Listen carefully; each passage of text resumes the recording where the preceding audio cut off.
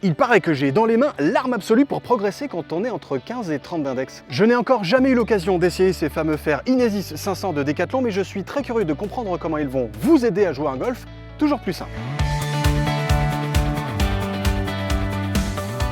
Lorsque j'étais entre 30 et 15 de handicap, la première chose fondamentale que je recherchais pour ma série de fers, c'était de la tolérance. Bah oui, quand on est en progression, les contacts peuvent être du genre irrégulier. Tant dans le sol, oh la grosse gratte, que dans la face. Aïe aïe aïe, ça c'était une pointe. Et donc pour minimiser toutes ces erreurs de contact, il nous faut une face plutôt grande et une semelle du genre généreuse. Et de ce côté, les fers Inesis 500 cochent les deux cases, leur face allongée et rassurante à l'adresse, tout comme la topline ni trop fine ni trop grosse. Leur semelle à triple pan va en plus aider à stabiliser la tête à l'impact. En plus, il propose un tout petit offset qui est vraiment pas dérangeant à l'adresse et qui permet mine de rien de refermer un peu plus facilement la face de club à l'impact, ouais, pour éviter le slice. Deuxième point fondamental que tout golfeur en progression recherche à travers ses fers, de la puissance. Et à ce niveau-là encore, les Inesis 500 font carrément le boulot.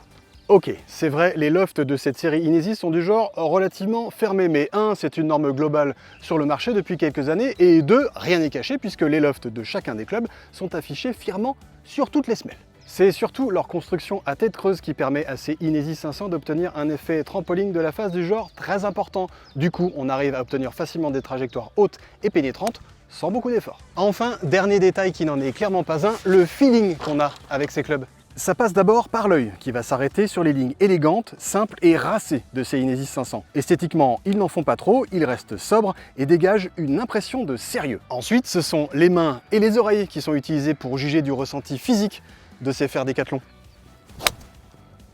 Et là encore, c'est une double bonne surprise. 1, parce que le son est tout sauf claquant. On a quelque chose de plutôt compact, malgré le fait qu'on ait des clubs relativement puissants.